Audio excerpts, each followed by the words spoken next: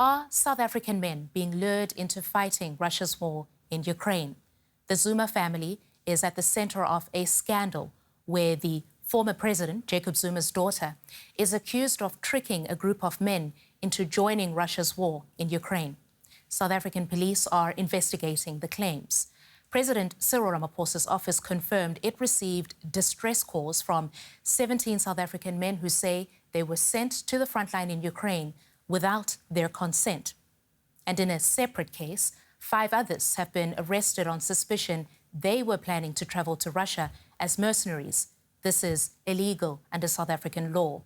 We'll get some analysis in a moment, but first, this report from our correspondent Dianne Hawker in Johannesburg. The daughter of former South African President Jacob Zuma, accused of recruiting young men to fight in the ongoing Russia-Ukraine war. South African law prohibits citizens from fighting for foreign armies without government authorization. The accusation has resulted in Duduzile Zuma Sambudla stepping down from her position as Member of Parliament in the Umkhonto weSizwe party. The party, headed by Jacob Zuma, is the third largest in South Africa and is the official opposition to the governing coalition. The person accusing Zuma Sambudla is her own half-sister. Nkosazana Zuma Mncube has laid an official complaint with police and alleges that at least 8 of her own family members were taken to Russia. Sambudla Zuma denies tricking the men into fighting in Russia and has agreed to cooperate with the police investigation. The South African government has confirmed that at least 17 men were taken to Russia since July. They are believed to be fighting as part of Russian forces in the Donbas region, a key territorial target for Russia. The men's families have told local media that they were tricked into joining the conflict with promises of bodyguard jobs in the MK party.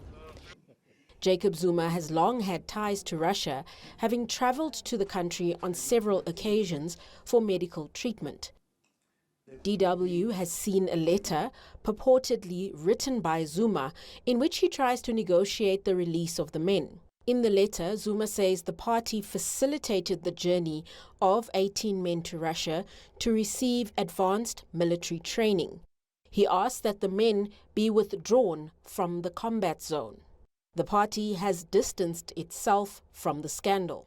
Umkhonto weSizwe as a party is not involved in the Russia-Ukraine matter affecting these young people. Our next step as national officials is to engage the families and explain our position as a party. In a separate case, another 5 people have been arrested in a similar recruitment scandal. 2 of the group are believed to have been recruiters, while the other 3 were allegedly on their way to Russia. They all face charges of contravening the Regulation of Foreign Military Assistance Act. What is important is that for one to be able to go fight a war that is not with their own country, there is certain processes that need to be followed, and those were not followed. The group will apply for bail on the 8th of December. Police are still investigating whether the 2 matters are linked. And Dianne Hawker, who filed that report, gave us more details on that story from Johannesburg. Jacob Zuma's daughter, Duduzile Zuma Sambudla, is at the very center of the controversy. She's given police an affidavit in which she denies being the mastermind of the scheme, but instead says that she was duped by an unscrupulous recruiter. In addition to the charges laid by her sister, the Democratic Alliance, with the second largest party in South Africa, has filed criminal charges against her with police.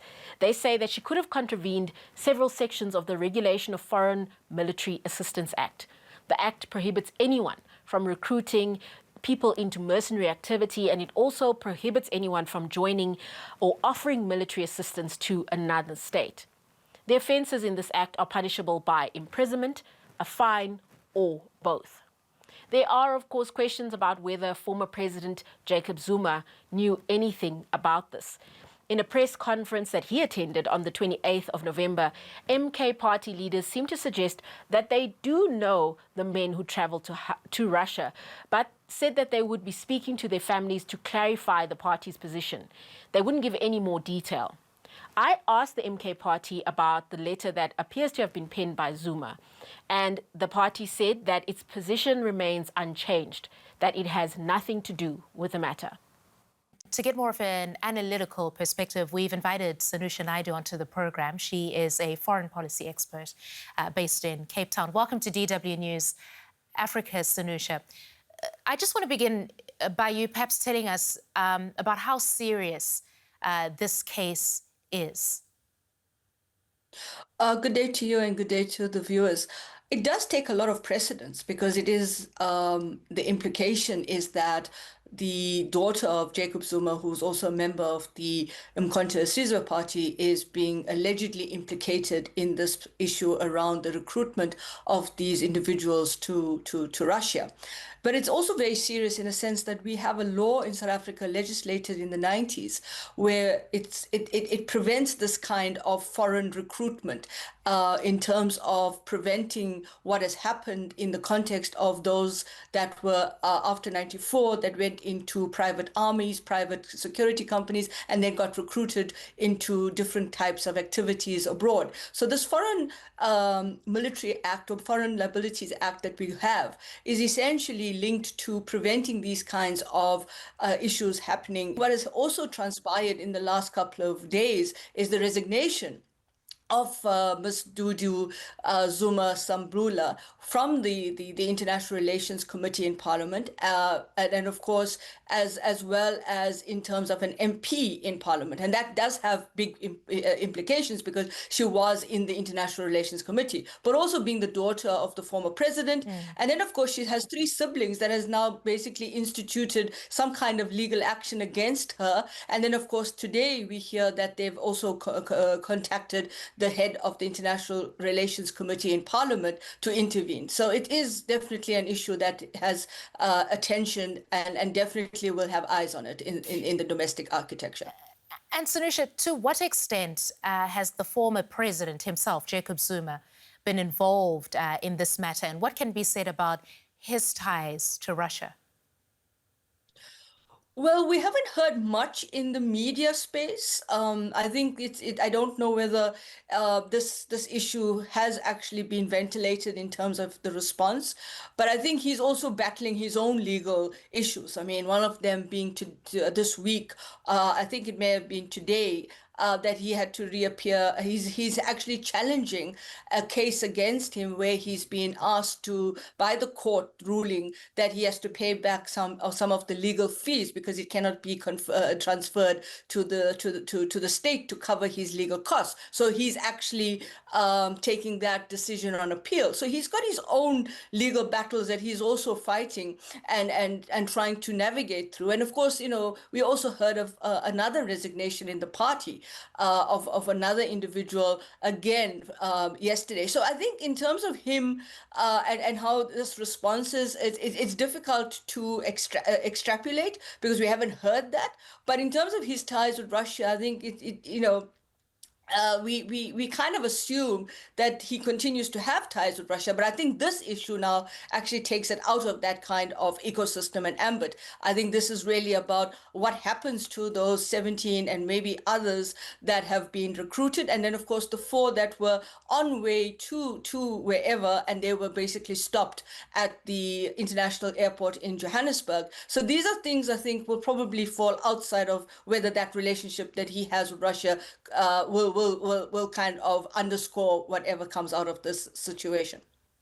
The Democratic Alliance, or DA, which is the second biggest party in South Africa's coalition government, it accuses the ANC of being silent on this matter. And as a result of that, it says the ANC is tacitly supporting Russia's war in Ukraine. Is it true that the ANC's closeness to Russia poses a security risk for South Africa, as the DA says it does? I think sometimes the DA overplays these issues. If you have been looking at South Africa-Russia relations, it's not necessarily one that has created this whole kind of specter that the DA will pursue. I think the DA has also been silent on certain issues when it comes to conflict globally.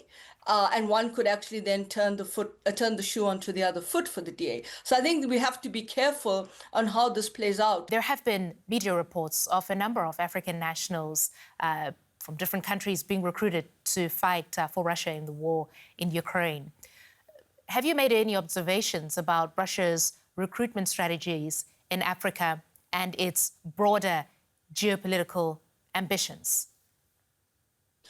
Not necessarily, but I do want to say that this is definitely something that the African Union needs to take into consideration. It needs to be much more effective in what kind of engagements it has, but also to work with regional economic communities and regional blocs like your ECOWAS, your SADC, and of course others like the EAC and COMESA, because this is now going to have a very important implication, because at the end of the day, we cannot afford to have this kind of recruitment drive happening, whether it's happening at the level of the state or outside of the state, of the Russian state.